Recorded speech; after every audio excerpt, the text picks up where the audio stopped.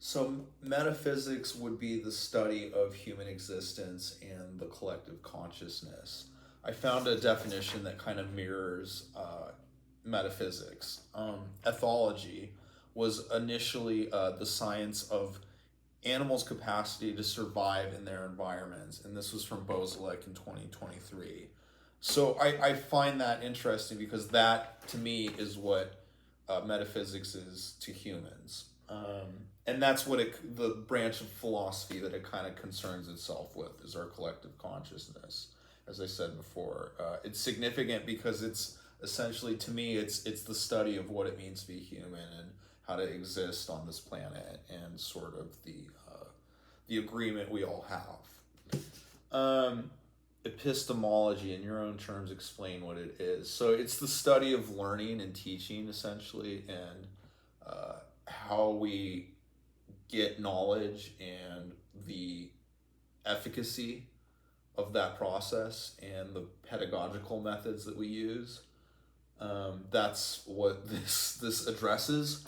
And how does it contribute to our understanding of knowledge? Again, it's just epistemology is the study of how we get that knowledge and the study of learning and study of teaching and that relationship and kind of how it works and doesn't work and sort of the evaluation of knowledge and what may have been true 20 years ago may not be true today.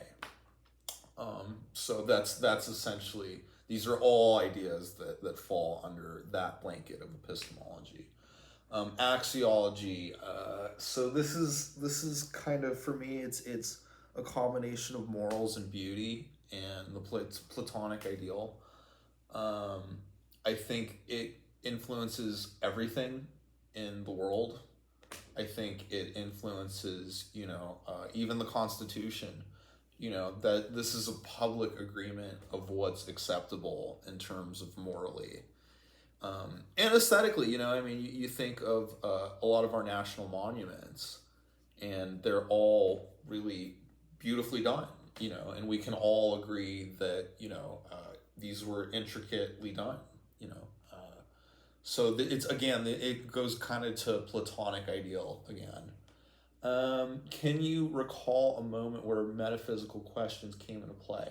So Donnie Brasco is probably a textbook example of metaphysics. It doesn't. There are all these events that are related, and they all have to do with human existence. But there's no real string that pulls you through those events. Like, it's kind of up to you as a viewer to kind of like piece together why all the scenes are unfolding as they do. It's a very intellectually challenging movie, but the plot could have been written on a napkin. So it's paradoxical in that sense. But that was the first time that I really had began to look into metaphysics and sort of like the idea of collective consciousness and all of this other stuff. Think of a time where epistemological considerations influenced your educational journey. What was the scenario and how did it shape your understanding? I think, just being a student for this many years, I've had so many different topics that have been explained to me so many different ways. I think I finally, had to kind of teach myself how to learn throughout the years. I've come to the conclusion that I'm not really a person that can sit and focus on something for hours on end. I kind of need breaks, and I kind of need to take things in intervals of time. So I don't know if there's a particular one scenario, but I just think that I've kind of taught myself how to learn over the years, and that's what epistemology is kind of the breakdown of the study of learning. Describe an instance where axiological aspects were significant in your education. How did this experience impact your view on what is important to learn or what is to teach? Oh boy, so when I was about 8 or 9, 10 years old, I used to have to do after school church, which is like, where you study to get your first communion, It's if you're Catholic, essentially. I want to say, Jew, Jewish kids have to do the same thing, but I'm not 110% on it. I had to do it, and it was interesting because we learned, they went through and taught the things that they really couldn't at Maryhill, which was kind of just a private school, but it wasn't a Catholic school. It wasn't a Christian school. So they had to really sort of, refrain from any ecclesiastical teachings or anything like that. So I thought it was interesting because, we learned thou shalt not cheat, steal, kill, all the 10 Commandments and what have you. And it was funny because there were certain things that they wouldn't teach us in school. Obviously, in the second grade, they're not going to teach you about the 14 stations of the cross in school, because it's that's a lot for an 8-year-old to wrap their head around. But in the after school Catholic program, I definitely had to learn about all that and how Christ suffered and the body and blood and the wine and all that. They would never give you First Communion. I mean, that's contribution to the delinquency of minors.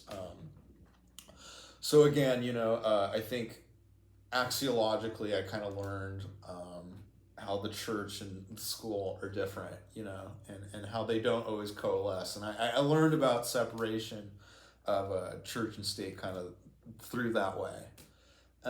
How would you incorporate metaphysical concepts into your educational philosophy or classroom practice? Provide a hypothetical. So I think I would like to talk about world events, because I think we all exist, as citizens of the world. And I think, especially with something like oil prices, something can take place in one part of the world and have it influence another part of the world. I mean, you think about the global economy. So I think just bringing world events to the classroom, keeping politics out of the discussion, and religion, and obviously avoiding those big those big issues. But for the most part, I think it's important to bring world events and current events and talk about kind of what's going on in the world in general, because these are all things that impact us on a metaphysical level. In what ways could epistemological theories enhance your approach to teaching and learning? Discuss potential strategies or methodologies. I think just keeping track of which students learn which ways and which students learn other ways. I think you may need to teach one idea 3 separate ways just to make sure you satisfy all the needs in the classroom. So I think different educational exercises and lesson plans, like I said, maybe you teach addition 3 different ways in the classroom. Some need to do it visually, some need to do it through actually adding themselves, others need to do it maybe they need to do some homework, take it home, chew on it, come back on the next day. I think just trying to make sure that you hit all those different needs in a classroom and understand your students. So reflect on the role of axiology. How might embedded values and ethics in your curriculum or pedagogy? I think classroom participation is crucial. I kind of like how the textbook says it, Mathis and Webb, 2017. The study of nature of values seeks what to determine is what is of value or good. I think that can be done through classroom participation. I think if everyone meshes together and everyone understands, sort of the code that everyone is to go by, we all treat each other with respect, no bullying, teamwork. And it's funny because a lot of this is in the student handbook as well. So I think just making sure that the students are getting along with one another is a great way to teach morals. And obviously, talk about, understand your students. What do they find aesthetically pleasing? What are your students doing on the weekend? And this all kind of coalesces together. So these are just my thoughts. Sorry, this was a long video.